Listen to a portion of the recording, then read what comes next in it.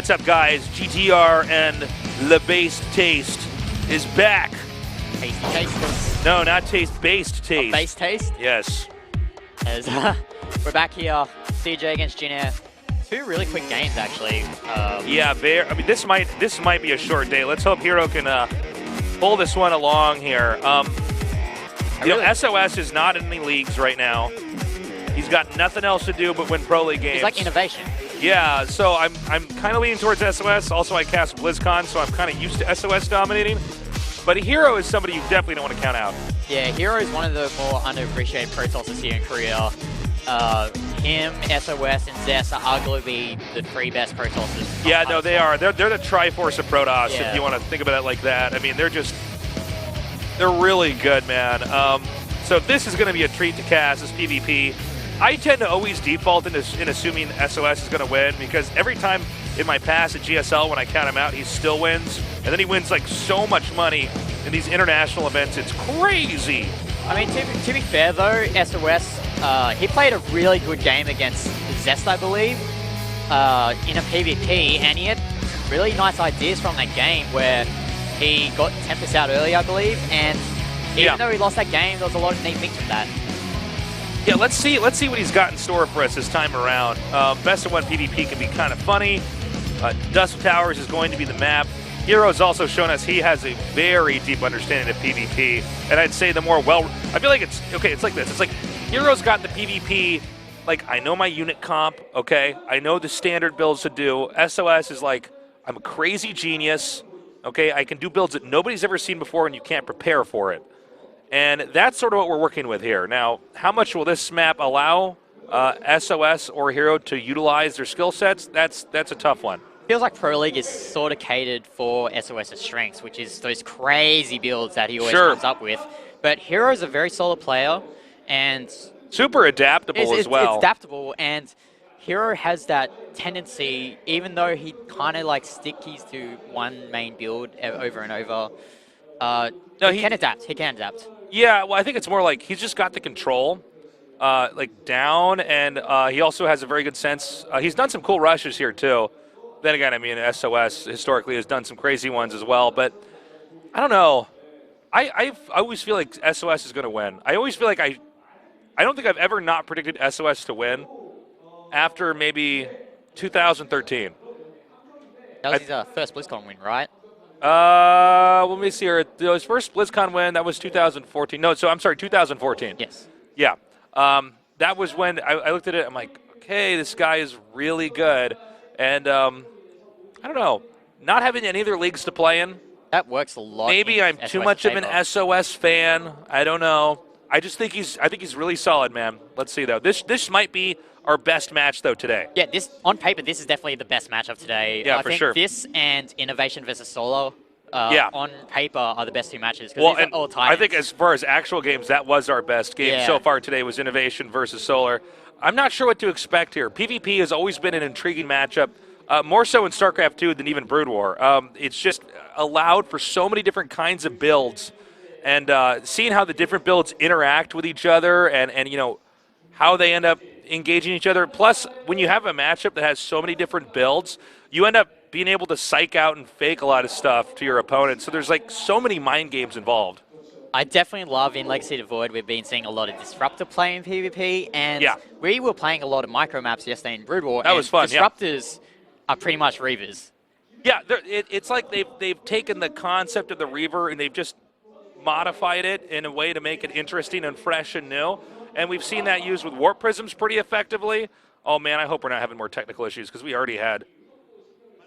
Normally we jump into the game right now. We actually had herO when I was casting with Valdez. Pausing. I think he got a yellow card. Like the referee just showed a yellow card, or? Well, whatever the equivalent is. Like a penalty point. Penalty point. Yellow card. Whatever. He received one of those, so hopefully there's no technical issues. Normally we jump into it, but both players aren't in the game right now, so could be a network issue. We'll keep you guys posted. Sit tight. But you know, with the Disruptor, we've seen some cool combinations, right? Stalker Disruptor play is quite interesting, and it kind of seems like it can beat anything if it's controlled right. And then we have more traditional play, which is more balanced, like Zealots with some Immortals and some Archons. Great for pushing, great for defending, but sometimes, especially in a map where you got a big spread and you got a long distance to walk, it might not be the best way to play. And even in other matchups such as PvT, we've been seeing a lot of, well, not a lot of, but some players such as Stork, for example, in PvT, use that disruptor like a Reaver, using the Warp Prism to pick up the disruptor, fire the shot, to pick it up, and then rinse and repeat, because that forces the opponent to just multitask there. Yeah, it's pretty cool. When you see the disruptor come out and actually do harass, and we've even seen this in PvP too.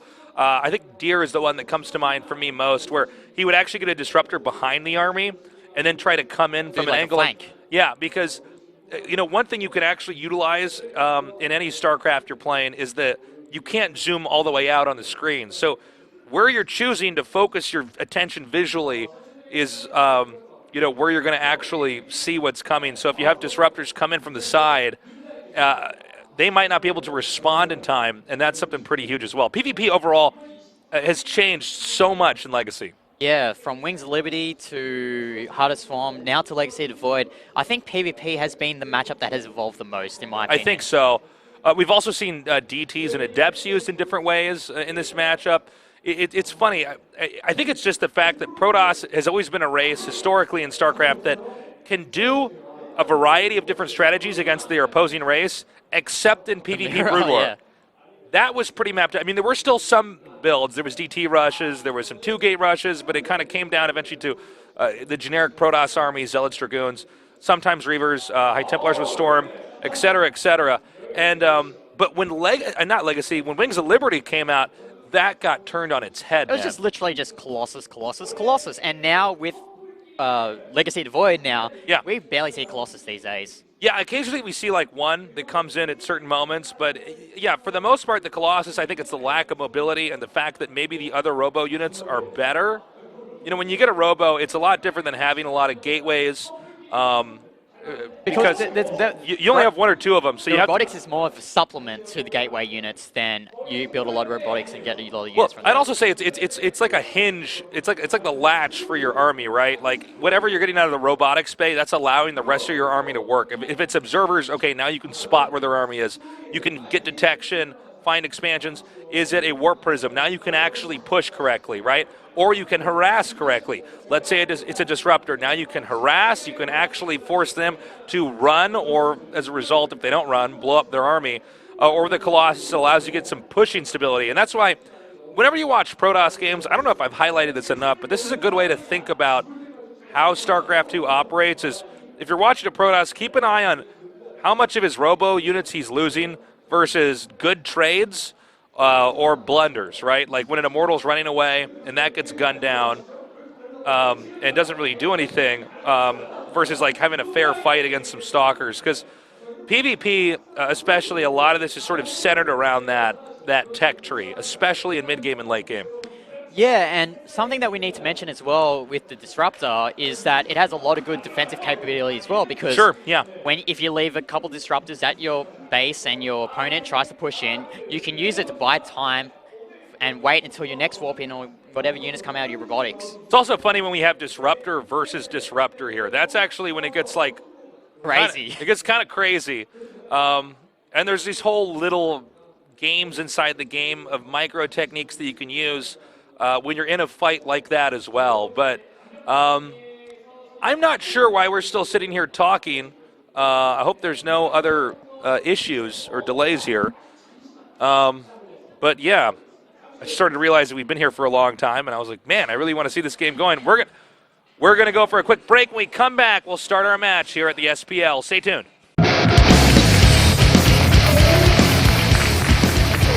What's up, guys? Thanks for your patience. We should be starting this match shortly here. This is the SPL with Tasteless and GTR, and we're going to be going into, I think, the best PvP you could really ask for here today. herO against sOs. Yes, as we mentioned before the break, herO, sOs, and Zest, you could pretty much consider them the titans of Protoss right now in Korea. And Deer. And you want 4 instead of 3? Yeah. Well, it's no longer the Triforce of Protoss, it's the square of Protoss. The quadrumvirate? Is that the word? That is definitely not the word, I think. I'm not sure. I don't know how you can't normally make the 4 horsemen. Okay, there we go. Yes, all right, we can build a good narrative here.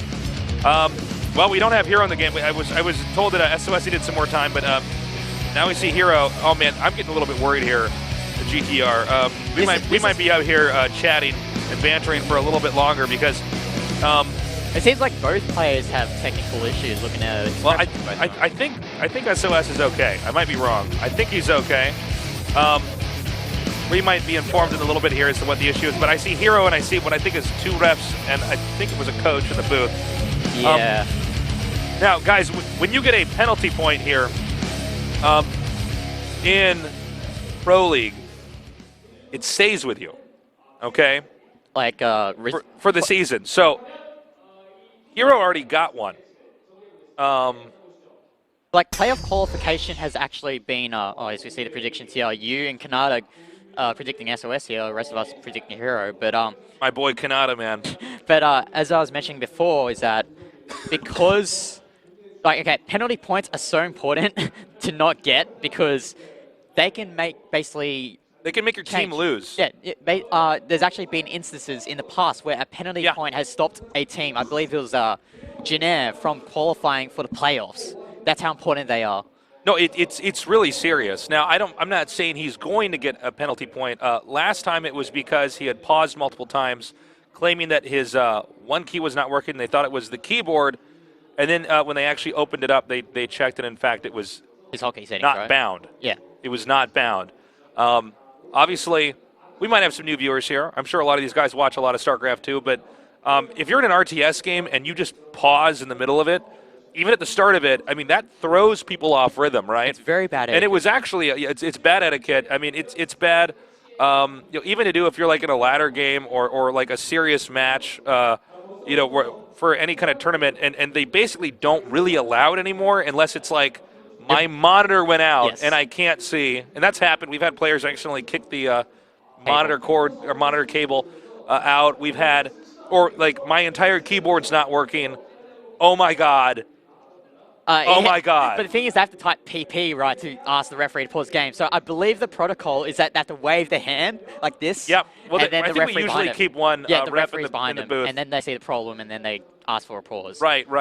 But if you have an issue where, like, we had this initially in the start of StarCraft 2, where there was a hotkey to turn off sound, and so a lot of players would accidentally turn off sound and then stop the game. And they're like, and then the ref goes in the booth and hits the hotkey to turn that back on, and sometimes they get penalized for that because you gotta, if you're gonna do that, because theoretically a player, let's say he's against a build he doesn't know, or let's say he forgot what his build was or whatever it is, could theoretically pause a game and then try to map out or regain his cool or whatever it is he has to do. So we don't allow for that. But right now we're seeing that herO's not in the game, and I don't know why, but it can't be good. Well, if we're waiting this long for the game to start, it has to be a pretty serious problem. This has got to be serious. Weird, too, because he just last time I cast him with Valdez, I think it was actually Tuesday, had a similar problem. So, I mean, this is pretty bad. This is a lot of stress, a lot of anxiety right now. By the way, I mean, Jinair's got to be really annoyed because they have the momentum. They're 2 games ahead. Hey, man, I might be happy with this if I were them, man. Easy peasy possible win here. The other guy getting all stressed out, getting nervous. You kidding me? I would love to have that if I was Jinair. We'll just have to wait and see if this game actually starts because now we have SOS leaving the game. So they might have to remake the lobby. I'm not too sure here. Jay, can you give us an update if you have one to see what's actually going on here? If you're able to find that out in the next few minutes, because right now we're in a bit of an odd spot right now. It's like it was about to go. Something happened. I'm not sure what the deal is. SOS had to fix his problems. His problem got fixed, and then herO had to fix his problem. Well, SOS's problem normally at GSL is that he wants, like, we have lighting or something. We have these big lights set around the studio, and a lot of times when the game starts, they say you need to turn the light off. It's actually bothering me. We've had a history of different players in RTS who've shown up. We've had. I believe, who was it that used the ruler? Was that Flash or was that Jada? Yes. Okay, it was Flash would show up with a ruler on the desk, and he would actually measure out where his keyboard was, where his mouse was, chair height, I believe, as well. My brother, day 9, when we would go to tournaments, he would load his computer chair up into the car. Oh, We so would he brought drive. his own chair. He would bring his own chair. He would not play in another chair. I've seen a lot of different players with a lot of different quirks, and we try to give them as much room and leeway as possible so that they can actually play, the very best they can. But it's also, the duty of the player to have everything set up. We allow players to come in here early, test out their equipment, to make sure that they have all their ducks in a row, for lack of a really cool term, so that they're ready to actually play their match so they don't actually delay the program. Yeah, so we're just in the dark right now. We're not really sure what the problem is, what the issue is. We're just playing it by ear We'll find right out now. shortly here. So how are you liking casting so far? It's very hard, but I'm enjoying what I'm doing so far. Yeah, a lot of it's improvement. fun. It's weird though. It's weird when you actually start to do it. Where you're like, especially when you've watched Pro. I've watched Pro League since it first started. Oh yeah, and now you're 2004. actually I'm here. it's like a lifelong dream to You're be here, casting man. Starcraft. It's pretty cool. Yeah. Well, it's good to have you down here, man. I really Yeah, it's appreciate always it. a pleasure. We also have fun. Wolf and Valdez. They're in Poland right now. Yes. They're going to be casting for IEM, so definitely check that out this weekend. That should be a lot of fun. And yeah, it's good to have you down here casting. I think I've been doing this for like 10 years. Since 2008, I think, in Korea at least. Yeah, I've been here for 8 years in Korea. I've probably been casting for like 11. If you guys are just now joining us, something bad is going on. See, the mouse driver is not working. Oh man! So they're swapping the PCs out now. A tense moment here for herO, because this is the second time this has happened in 2 weeks. SOS right now good to go. Tension's high right now as Jin Air is in a 2-0 lead, and herO has to be part of the comeback or they lose. The thing is, though, is that they have 2 PCs in the booths, and I'm really surprised to see that the drivers aren't working right now. So here's the problem: is that we always have a backup PC at any esports event we're at because, stuff happens on computers. They don't always work perfectly, but there could be a greater issue if they swap the PC out and the issue remains. Also, if I understand correctly, the PCs that they use in the back are always the same models. yes. So let's see what happens here, because normally this is not a good sign. Yes. And I don't know. I mean, are you a stickler with like your settings for your PC when you play, or can you just like hop on any PC and? Well, it depends what I'm working with. If it's like very old equipment or it feels very icky, like if I go to PC Bung, that's fine. Because PC Bunks here in Korea actually have really good equipment most of the time. Yeah, for the most part. Unless you go to one of those ghetto PC. In like the there alleyway. are some ghetto PC cafes I've been in. But most of the time, yeah. Probably the ones that you're going to, the ones that I would go to. Yeah. I actually got a really good PC cafe I should show you that's it's near my house. Oh, I think I know the ZPC. I don't actually know the name of it. It's like a huge building, right? No, it's not. This one's in a basement, but it's, when you go down there, it's pretty nice. It's pretty bougie, man. It's where the baller nerds go. Spend their dollar bills. There's actually a really nice PC Bung where you live in Seongsu, where they actually do the qualifiers for the SSL and GSL now, because the old venue at Shindarim, the Technomart, that's what they used to do. They actually shut that down, so they have to move to a new I'm not venue. surprised they moved that, but it would actually make more sense to do that in a PC cafe anyways. Yeah, also there's like production facilities there, so if they want to cast the broad qualifiers, they can without too much of a hassle. It's just much more doable to do it out there. That's actually where all the esports tournaments in Korea started. They started in PC cafes, yeah. Yep, so basically, okay, let's do a history lesson here. How tournaments started in Korea is that you basically had the PC bungs, and then you'd find out who the best player in the PC bung was. And then after you get the best player in the PC bung, that would represent their PC bung at the local district. The PC cafes actually started out like mini teams. Yes. They were like little clubs. And, there's like a PC cafe. Well, it used to be even bigger like about a decade ago. But there's anywhere you walk, if you walk for 3 or 4 minutes down a street in Korea, you will see PC bung. PC cafe, possibly more than one. So this all sort of started out like that. It would make more sense that there would be more tournaments directed actually to PC cafes. But where were we? I forget what we were talking about. We're talking about how PC bungs pretty much started the whole esports it's like scene here with Brood War. Yeah, I think one thing about StarCraft, especially when you go back to the old StarCraft, you can't really appreciate the game until you've seen somebody else play, specifically in person. If you actually see somebody who's like really good playing, and you know, a lot of people, that was one of these moments, you know, in the early days of esports where people kind of freaked out, like, whoa, that guy's really fast. I mean, considering that most of these guys actually, especially if you're not in Korea, started playing at home, they played the game a little bit more like it was SimCity. Believe it or not, that was how this game was approached in a lot of parts of the world. Or like, I don't know, you know these sandbox games, right? Like, These yeah. guys that play like this with one hand on their chin. And they click on all the hotkeys and stuff. And they would play it in a much slower way. So when people started seeing that in person, like, oh my God, this guy's fast. This guy's really, really good. We had the entire team actually in the booth, so this has to be like a really frustrating thing for the CJ Yeah, this team is right bad. now. This is bad. We got the PC being changed out here. That was really, though, when people actually started to realize with StarCraft, in PC Cafe specifically, they were like, oh my God. You know, they'd see some player playing, and everybody would be like, man, this guy's sick. And This is everyone's crazy. striving to beat that player because that Right. guy's the king of the PC bung.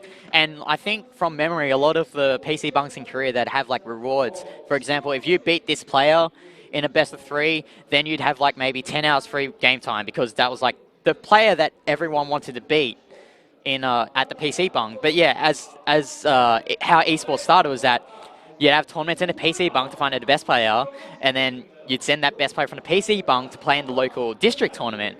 And then it kept building till you got to the national tournament, which was KBK, if you remember that. I remember KBK, man. And everyone used to abuse on that ladder as well. And it was one of those things, like, how long ago was that, actually? 1999, I think? 1999. I think they had some non-Koreans that played in KBK as Yeah, well. really old school Korean, non-Korean players, like us. NTT. NTT, I don't think Tillerman played in that one. It was also Because I think there was a guy named Slayer who was like not Slayer's boxer, and I think he was from a Norwegian, Norway. yes. He was from Norway. He race picked. All right, guys, we're going to take another break here. Sit tight, and hopefully we will have this matter resolved shortly. We'll be back here at the SPL.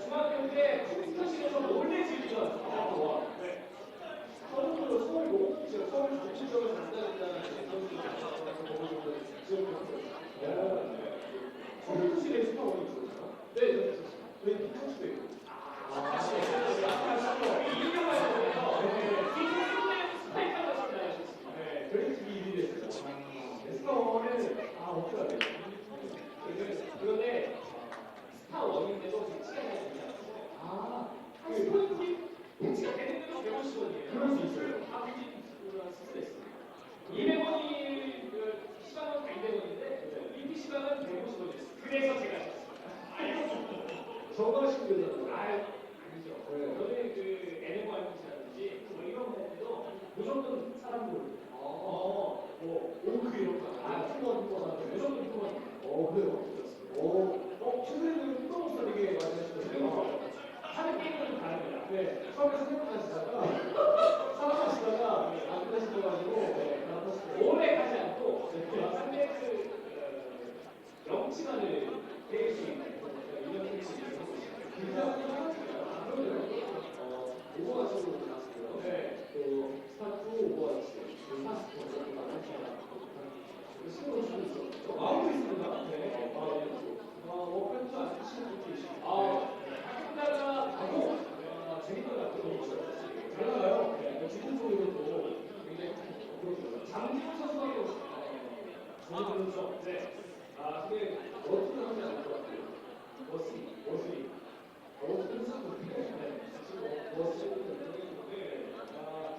워스리가 우리나라에서 그렇게 많이진 않습니다. 그러게요.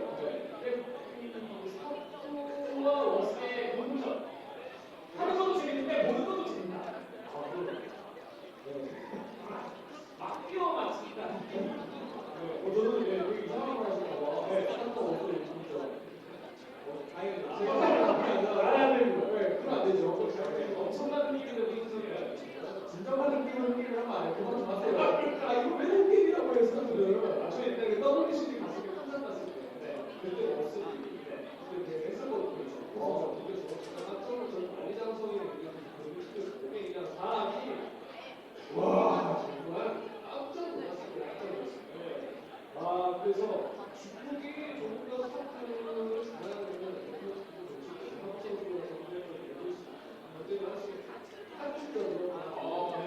굉장히 조금만 기다려주십시오. 익혀보겠습니다. 중국과 이런 중국 다시 중국 효과의 어떤 시너지를 위해서 뭔가 만들어가야 돼요. 그러니까요. 시너지를 만들려면 중국은 본인 몸 같은데 사람을 어디서 쓰나요? 네. 중국과는 또 유연한 시간이 있습니다. 저희 마치 그 매트릭스 얘기 같아요. 그걸 한번 얘기해도 유대형으로. 근데 진짜 중국 시장만 잡으면 진짜 이거는 계속 끝입니다. 근데 중국은 이제 선수들이 저도 많이 생각하는 그런 것이 있어요. 네. 그래서 이제 한국 선수들이 중국에 가서는 지금 깨끗한 좋은 주고 거기에 팬들을 갖고 나오고 한국으로 연예인들만 가는 게 아니라 게임으로 근데 괜찮아요.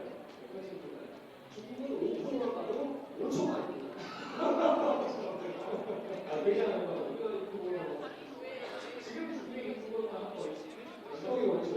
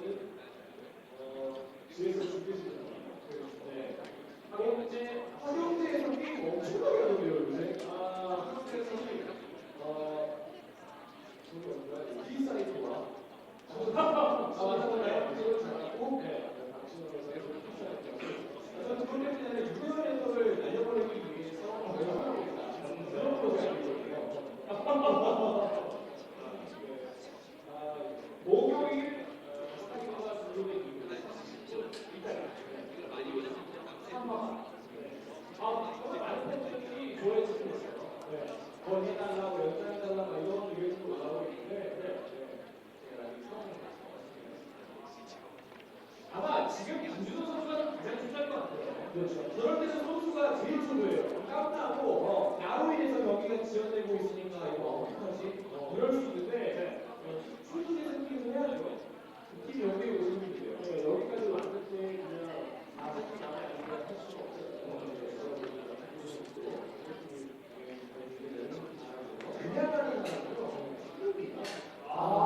진짜입니다 이거는. 정말 자신이 원하는 생각을 갖추고 해야 그냥 진정한 그 영웅을 부르더라고요. 그냥 진짜 없어요. 저는 일상 그냥 있어요.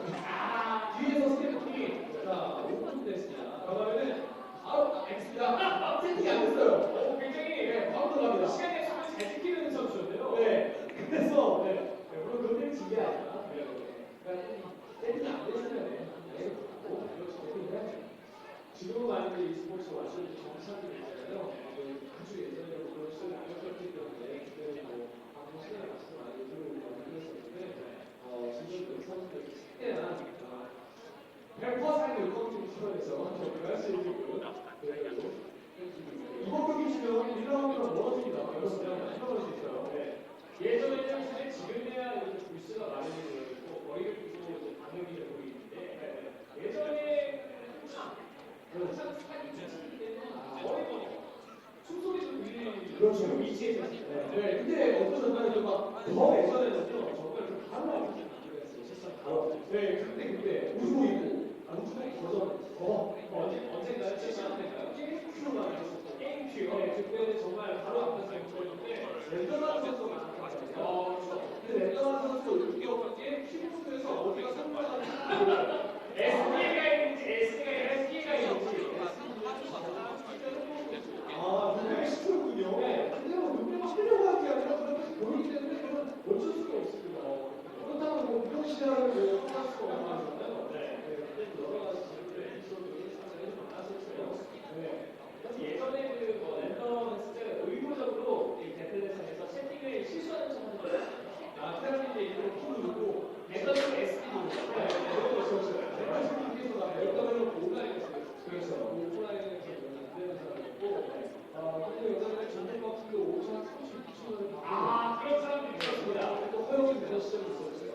제가 분명히 테라를 봤는데 구조받고 방송했던 적도 있었고 그래도 많은 인성들이 제가 목표를 했습니다. 여러 가지 이제는 상상할 수 없는 세월이 많이 지났기 때문에 그런 에피소드 하나하나 추억이죠. 요새는 공격을 보도하면 못 바꾸더라고요. 전에 버리죠. 이게 등록되는 정도로.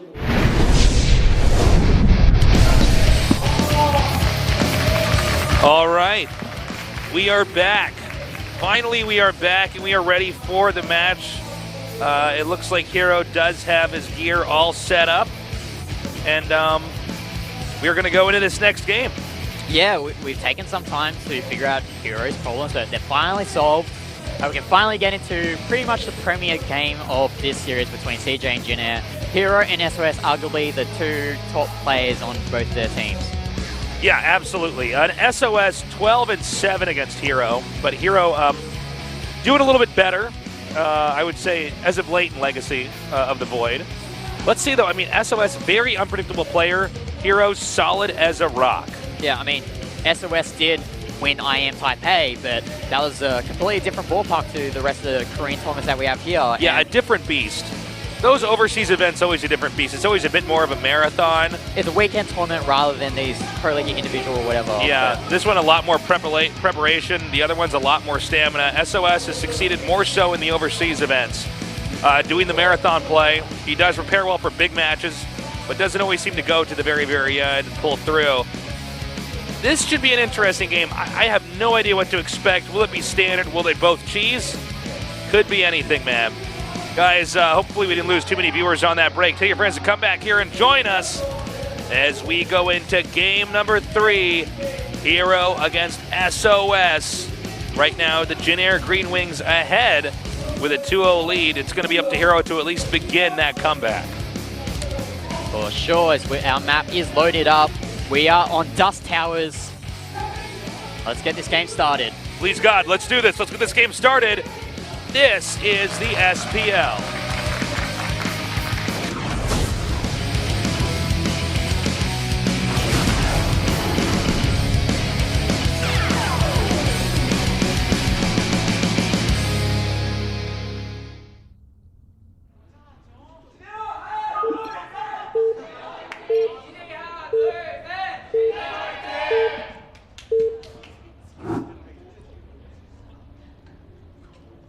Okay, I want to highlight a couple things to just keep in mind after we do this intro. In the bottom left, in the red, herO.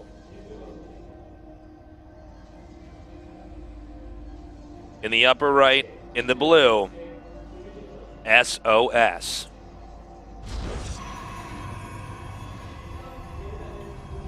It looks like it could be a disruptor, but that could be a face in the middle of that going, oh! I thought that was an oracle, maybe? Oh, no, I don't know. Like, it might. I guess disruptor. I think it's like one of those ink blot tests where you get to figure out what kind of mindset you have. To pick like one and the other. Yeah, yeah.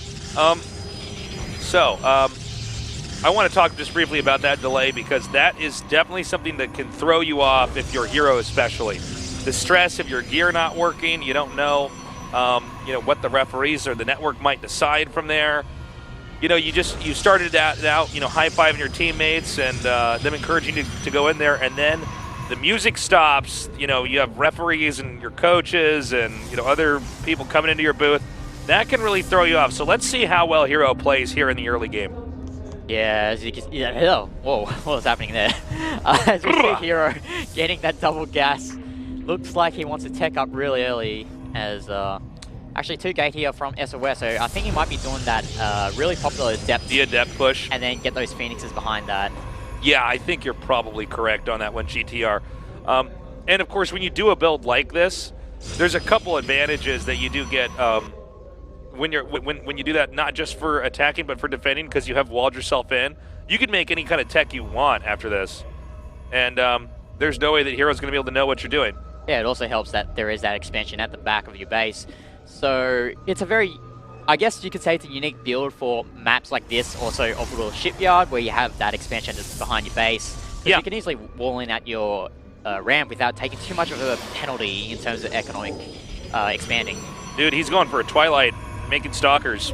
Might say Blink Stalker. Inherently, there's an advantage right now for sOs since he managed to stay in there and scout for so much longer. We're seeing actually early sentry. We never see early sentries in this matchup. He definitely wants to get those force fields out, but against Blink Stalker, that's like useless. And this is not a wall-in, right? And he's getting, I'm assuming Phoenixes or an Oracle later, but I am kind of feeling this right now for sOs. Yeah, I'm not really sure if... Oh, it's DTs as well, okay. Okay, so it's not Blink Stalker, but he's actually getting Stalkers behind these DTs, so... Well, I'm sure he can go for DT and then make Blink or something like that. Like, the Stalker's a very solid unit. You can use it to defend from any Oracle or Phoenix shenanigans. This is so smart, look at this. He can't see anything. Yeah, he has no idea. And remember, guys, we've seen sOs wall in before and go for Stargate, so... It's a kind of a scary thing. Now, are we going to see a pylon put up somewhere? He's almost at the moment where he has to get a hidden pylon. Notice how the Cybernetics core is being chrono boosted from sOs now, and I'm pretty sure herO could see that, so... Okay, here it is. Now, hold on. Can you check on the preview PC GTR for me? Is that actually going to be... is he actually going to see this with the... Oh, he sees it. He sees it. We saw it. Okay, he sees it, so... kills that as... So now that he knows the pylon's down there in the middle of the map, that definitely helps in this case. He can definitely try to prepare ahead of time. Now this is actually a hallucinated Oracle, okay? To throw him off. This is like super mind gaming. Oh, he sees a Dark Shrine though, so that's a really big win there from herO. I think that point of that sentry was for that hallucination to help scout. Which it seems like it, because that way he can like balance between the two. He knows if he has to attack or defend. Less guessing games. Now we have the 2 DTs coming up here. But he's going to wall off, and he's actually going to use his Oracle Harass. I thought he'd keep it for the detection, but as this Dark Templar's going to chip away this pylon. But Oh, we have a fresh Oracle coming out here. So this will definitely... I think he's just waiting for... he knows he'll have enough units and pylons to kill those DTs, but he can just keep sending DTs over. Look at this. This is hilarious. Yeah. He's going to have to send that Oracle back. Yeah, there's no more energy on that Oracle down there. Oh, nice force. God. Really cutting it close there. But the thing is, though, herO has to spend all this energy on those, all the gas, rather, on these sentries, because he needs to delay this DT as much as possible. Yeah, exactly. And there's a second DT coming up here. Now, he wants to be careful with the spacing here. Oh, is that an Artosis pylon I see? Oh, that is! Tosis, no! Oh, I think herO's lost. Now, hold on. I That's don't... not in range. That pylon's not in range of that robotics facility. Oh, isn't that funny? Yeah, I guess that didn't even occur to me. Well, it's going to finish this over here. Stalkers are coming in as well, so... Okay, he needs to get over here. He might actually want to go for the Robo. No, I guess not, now that the Oracle's out. Okay, weird-ass game, man. That's some... Crazy start here. That is a really weird building placement as well. Wait, is that Cybernetics core unpowered? Well, go check. Go powered, check on the yeah. preview PC. Oh, that's interesting, because he killed this pylon there at the wall, so... That's, I guess that's okay, though. It doesn't really matter, because he's Yeah. not going to be doing anything on that. We're talking about the Cybernetics core and SOS's base, by the way. Just for clarity. Now he's going to drop the DTs over here. I think he might actually stick with Blink Stalker here, too. I'm not sure. This is such a cool game. I love the builds these guys are doing. Okay, he immediately comes in here, zaps that probe. Sets some traps there. Yep. Yeah. Great play. 2 Stalkers here. Does he have more than this to defend, though? That's the big question. DT drop over here in the back base. Yeah. Should have one observer somewhere around here. Yeah, it's coming up right now. He'll need to pick up and back out. Definitely has to put a cannon down there at the expansion, so to stop that observer from just jockeying back and forth from that main ramp into the expansion of herO. As we see the supplies here, quite even so far, 71 and 68 for herO and SOS respectively, but at the moment SOS kind of has control of the map. Nice tag there on those units, so he knows where that Warp Prism is going for now. Now there's a Blink finishing up here for SOS, which might give him a slight Stalker fight advantage against his opponent, but there are Immortals coming out here for herO. Immortals definitely a good answer for Stalkers. Yeah, so despite the craziness of that opening series... Seriously, one of the weirdest openings from 2 sides I think I've ever seen in PvP. I mean, that was really something, man. Third base coming down here for SOS. And we have 5 gates, so I don't think we're going to have the third base here from herO for a little while. Yeah, I think herO wants to kill SOS with these gateways that are being built. There's no intention of him taking that third base. And I think he actually can kill him. Yeah, we'll just have to see how herO plays this out and how SOS reacts to this. Uh-oh. He does manage to spot this. Keep in mind, these Stalkers do have Blink. Yeah, they're there. I'm like, they do, right? Yeah. But he actually doesn't kill them off, it just lures them away. But a lot of Stalkers here to help control the map as SOS takes his third base quite comfortably. And those are a lot of sentries there. I'm not really sure if that's... Well, I don't think he wants to attack in here. I think he wants to try to poke. Oh, that's actually huge! Oh, that's huge there, that Warp Prism. He did trade in some Stalkers for that, but I mean, you can't have the same kind of push potential without a Warp Prism. Yeah, so, pretty big plays. That Warp Prism was pretty much essential to this push working out for him, and it's going to be delayed quite some time. And I think when he saw that Warp Prism and he saw herO moving out, he kind of sensed something weird was going on, and he's reacting appropriately. You know what, man? I think, though, the counterattack from herO could actually work. There's enough Immortals in here. Yeah, I think those Immortals... This is a pretty sophisticated army we got here from herO. We'll see how SOS reacts to this. Maybe he'll warp into Dark Templar. I think what SOS might do is try and snipe that observer and warp in DTs, but we'll see this army here from herO. He's trying to kill him here right now. Well, it's going to be hard for him to actually spot that observer. That's the other problem he's got here. Right now, SOS barely hanging on. He does have his 1 Immortal out here. As we see here, oh, there's going to be a DT drop at the expansion of herO, so now is where herO has to win the game, because this DT drop, in my opinion, is going to do way too much damage. Okay, he's coming forward now. So many Stalkers. The Immortal still in the back, not helping out with the rest of this battle. He does come back. Force fields go down. The pylon's been triggered. This might be just too big of an army for SOS to deal with, even though these DTs are doing damage at the expansion of herO. It might not be enough damage for him to get back to this game. herO does it, GG.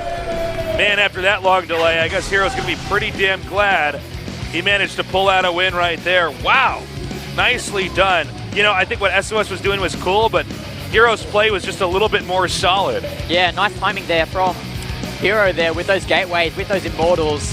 He saw that window of opportunity there once sOs took that third base. And even though his first War Prism was sniped out by sOs, it wasn't enough for sOs to stay in the game. And was not enough, that's right. herO, excuse me, breathing a sigh of relief as he has made it through that. It's going to be Trap coming next here for Jin Air. Against Ragnarok. That's right. And we might see Ragnarok. I voted for Ragnarok personally because I think Ragnarok's a better player. I'm not sure who you vote for. I went for Trap. I feel like he's had some really good timings that worked out, but he didn't quite execute them well enough. I think he's a good player. Ragnarok's had a very good run, though, here in Legacy of the Void. I might be wrong. Yeah, as we see here, sOs and Trap, teammates, Protoss players, having a quick talk there before Trap gets into his game.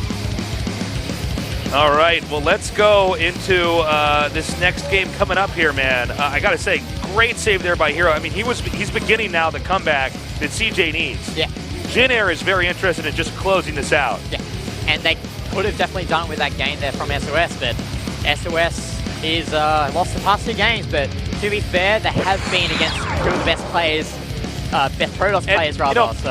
pretty interesting games as well when we actually see them kind of map out.